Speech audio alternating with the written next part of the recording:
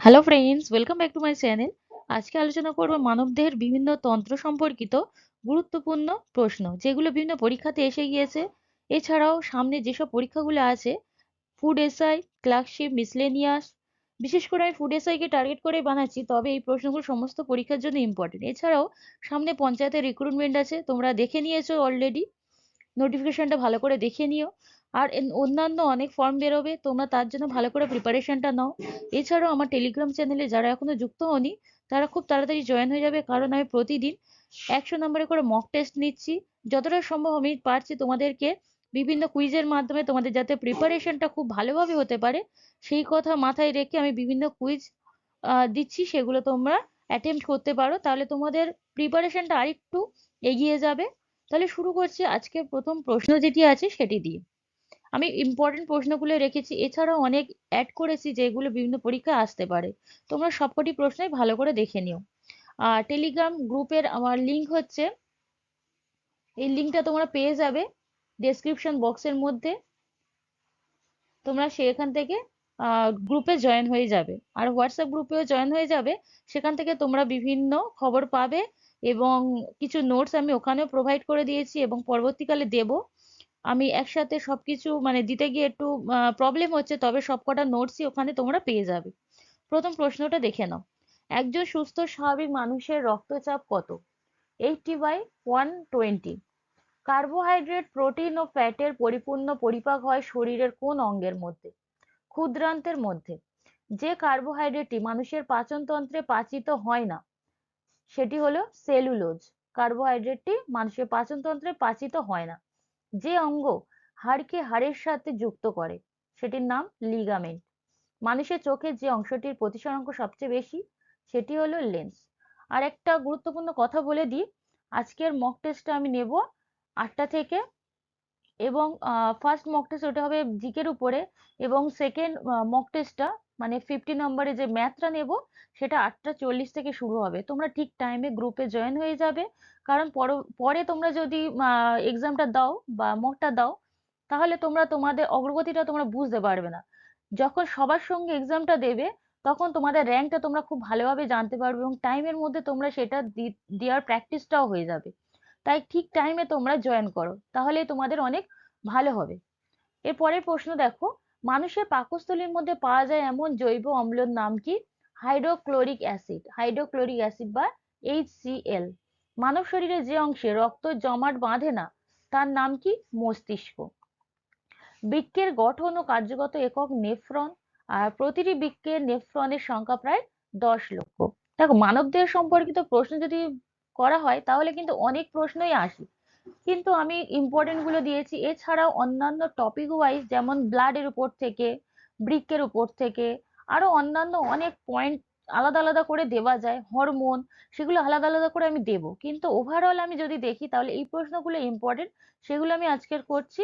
এর পরবর্তীকালে আরো যত সময় যাবে, আমি বিভিন্ন টপিক ধরে ধরে তোমাদের সাথে ডিসকাস ডিসকাস করবো, এবং খুব শর্টেই তোমাদেরকে নোটস গুলো প্রোভাইড করার চেষ্টা করবো, যাতে তোমাদের টাইমটা ওয়েস্ট না হয়। শরীরে যে গ্রন্থিকে মিশ্র গ্রন্থি বলা হয়, সেটা হচ্ছে অগ্ন্যাশয়। দেহের ভারসাম্য নিয়ন্ত্রণ করে লঘু মস্তিষ্ক। মস্তিষ্কের যে অংশটি বার্তা কেন্দ্র হিসাবে কাজ করে, সেটির নাম হলো থ্যালামাস। থিবেসিয়ান কপাটিকা যে রক্তনালীর মুখে থাকে, সেটি হলো করোনারি সাইনাস। যে উপাদানটি ভাঙনের ফলে দূষিত ইউরিয়া উৎপন্ন হয়, সেটির নাম কি? প্রোটিন। প্রত্যম্বিন অন্য কি নামে পরিচিত? ফ্যাক্টর 2। ভার্টিব্রা মানুষের বডি সিস্টেমের যে অংশের মধ্যে পড়ে, ভার্টিব্রা, এই নামটা তোমরা শুনেই থাকবে, এটা থেকে এক্সামে প্রশ্ন এসে গিয়েছে এই প্রশ্নটা। Spinal cord. পরের প্রশ্ন, শরীরের যে অংশে অ্যানাজেন, ক্যাটাজেন ও টেলোজেন নামক বৃদ্ধিজনিত ধাপগুলি দেখা যায়, সেটির নাম হলো চুল। মানবদেহে হাড়ের সংখ্যা 206টি। মানবদেহের 79তম অঙ্গ এডিনয়েডস। এটা খুবই ইম্পর্টেন্ট, এটা এক্সামে এসে গেছে। মানুষের শরীরে চুল যে পদার্থ দ্বারা তৈরি, সেরকম পদার্থ দিয়ে তৈরি আরেকটি কি আছে অঙ্গ? নখ। একই রকম পদার্থ দিয়ে তৈরি। যে সালে মানুষের হৃৎপিণ্ড প্রথম প্রতিস্থাপন করে, দেখো এটা মানবদেহ সম্পর্কিত প্রশ্ন, তাই এর সাথেই আমি দিয়ে দিলাম, এটা পরীক্ষাতে এসে গিয়েছে, ইম্পর্টেন্ট প্রশ্ন আছে। 1967 সালে। সার্বজনীন রক্তদাতা বলা হয় কোন গ্রুপের রক্তদাতাকে? ও গ্রুপের। আর সার্বজনীন রক্ত গ্রহীতা হবে এ বি। এ দুটো মনে রাখবে, খুবই ইম্পর্টেন্ট, সার্বজনীন রক্ত গ্রহীতা আর রক্তদাতা। পরের প্রশ্ন, মানবদেহে জ্বালানি হিসাবে কাজ করে শর্করা। ফুসফুসকে ঘিরে থাকা পর্দাটির নাম কি? প্লুরা বলা হয়। মানুষের স্বাভাবিক রক্ত ক্ষারীয় প্রকৃতির হয়, ক্ষারীয় প্রকৃতির। পাকস্থলীর গ্যাস্ট্রিক গ্রন্থি থেকে উৎপন্ন উৎসেচক হলো পেপসিন। যে খনিজ পদার্থটি রক্তের হিমোগ্লোবিনে অবস্থিত সেটি হলো লোহা। হাঁটুতে অবস্থিত সন্ধিটির নাম কি? হিন্স সন্ধি। এটি সবচেয়ে বড় অস্থিসন্ধি। ইনসুলিন নিঃসরণ হয় কোন গ্রন্থি থেকে? ইনসুলিন অগ্ন্যাশয় গ্রন্থি থেকে। আমাদের শরীরের বিপাকীয় প্রতিক্রিয়া যা দ্বারা বাহিত হয় সেটি হলো প্রোটিন। মানবদেহের সবচেয়ে বড় অঙ্গ লিভার। মানব শরীরে গুরুত্বপূর্ণ পেশির সংখ্যা কয়টি? 630টি। দেহের শক্তিশালী পেশির নাম কি? চোয়ালের পেশি। একজন স্বাভাবিক পরিণত মানুষের হৃৎপিণ্ডের ওজন 300 গ্রাম। মানুষের সবচেয়ে বড় আর্টারি বা ধমনী হলো অ্যাবডোমিনাল অ্যাওর্টা, এটা সবচেয়ে বড় ধমনী। মানবদেহের প্রধান শ্বসন বস্তুর নাম কি? গ্লুকোজ। মানুষের শরীরে সুষুম্না স্নায়ুর সংখ্যা খুবই গুরুত্বপূর্ণ, 31 জোড়া। আর করোটিক স্নায়ুর সংখ্যা 12 জোড়া, মনে রাখবে।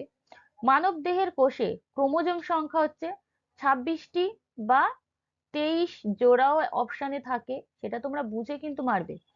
অটোজোমের সংখ্যা 44টি বা 22 জোড়া। জীবদেহের ক্ষুদ্রতম জীবন্ত অংশ হলো কোষ।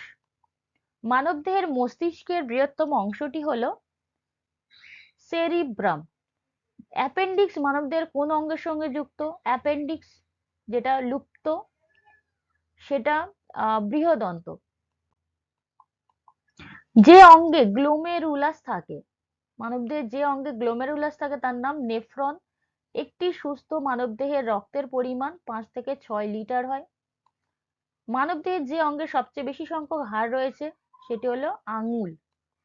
মানব রক্তের লাল বর্ণের জন্য দায়ী হিমোগ্লোবিন, যেখানে লোহা থাকে। পূর্ণাঙ্গ ব্যক্তির ফুসফুসের বায়ু ধারণ ক্ষমতা হলো 6 লিটার। মানব শরীরের কোন অংশে শ্বসন কেন্দ্র অবস্থিত? মেডুলা ও পন্স। মানবদেহের কঠিনতম অংশের নাম দাঁতের এনামেল। মানবদেহের বৃহত্তম লালা গ্রন্থির নাম প্যারোটিড গ্রন্থি। পরের প্রশ্ন, মানবদেহের ব্যস্ততম অঙ্গের নাম কি? হৃৎপিণ্ড। বৃহত্তম গ্রন্থির নাম কি? যকৃৎ। বৃহত্তম অস্থির নাম ফিমার। সবচেয়ে ছোট হাড়ের নাম কি? স্টেপিস। আর বৃহত্তম পেশির নাম গ্লটিয়াস ম্যাক্সিমাস। সবচেয়ে ছোট পেশির নাম স্টেপেডিয়াস পেশি। দেখো, ছোট হাড় স্টেপিস, ছোট পেশির নাম স্টেপেডিয়াস পেশি। মানুষের কোন অঙ্গ মৃত্যুর পরও বৃদ্ধি পায়? সেটি হলো নোখ। মানুষের চোখে অবস্থিত যে কোষ অন্ধকারে দেখতে সাহায্য করে সেটি হলো রড কোষ। পরের প্রশ্ন, একজন সুস্থ মানুষের শ্বাস প্রশ্বাসের স্বাভাবিক হার কত? শ্বাস প্রশ্বাসের স্বাভাবিক হার হলো 12 থেকে 16 বার। একজন সুস্থ মানুষের হৃদস্পন্দনের স্বাভাবিক হার 72 বার। মানবদেহের স্বাভাবিক তাপমাত্রা কত? 98.4 ডিগ্রি ফারেনহাইট বা 36.9 ডিগ্রি সেলসিয়াস। মানবদেহের বৃহত্তম লসিকা গ্রন্থির নাম কি? প্লীহা। বৃহত্তম অন্তঃক্ষরা গ্রন্থির নাম থাইরয়েড। প্রধান রেচন অঙ্গ, মানবদেহের প্রধান রেচন অঙ্গ হলো বৃক্ক বা কিডনি। মানবদেহের সর্বাধিক পাতলা ত্বকের নাম কি?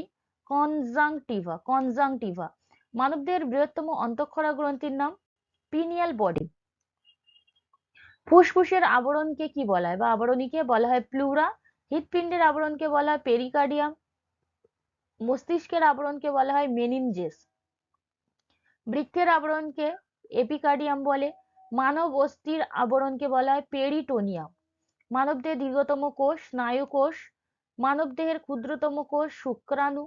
ক্ষুদ্রতম পৌষ্টিক গ্রন্থির নাম মানবদেহের অক্সানোটিক কোষ। মানবদেহের শক্তি উৎপাদনের প্রধান উৎস কি? শ্বসন। যে রক্তকণিকা মানবদেহকে রোগ জীবাণুর হাত থেকে রক্ষা করে সেটি হলো শ্বেত রক্তকণিকা। কোন ক্ষতস্থানে রক্ত জমাট বাঁধতে সাহায্য করে? অনুচক্রিকা। মানবদেহের রোগ জীবাণুকে ধ্বংস করতে সাহায্য করে পিত্তরস। মানুষের স্বাদের অনুভূতি যোগায় যে স্নায়ু সেটা হলো অলফ্যাক্টরি স্নায়ু। মানুষের শ্রবণের অনুভূতি যোগায় অডিটরি স্নায়ু। মানবদের আরবিসির সংখ্যা কত? 25 কোটি। আজকের ভিডিওটা এই পর্যন্তই। যদি ভালো লেগে থাকে তবে অবশ্যই সাবস্ক্রাইব করে রাখবে এবং পাশে থাকা বেল আইকনটি অন করে রাখবে, যাতে সবার প্রথমে তোমরা নোটিফিকেশনটি পেয়ে যেতে পারো। সাথে থাকো, এর থেকে আরো অনেক গুরুত্বপূর্ণ ভিডিও আমি তোমাদের জন্য নিয়ে আসবো। টপিক ওয়াইজ বা চ্যাপ্টার ওয়াইজ বিভিন্নভাবে তোমাদেরকে যতটা সম্ভব আমি হেল্প করার চেষ্টা করছি আর করব। তোমরা একটু পাশে থাকো, শেয়ার করো এবং সাপোর্ট করে যেও। ধন্যবাদ শেষ পর্যন্ত দেখার জন্য।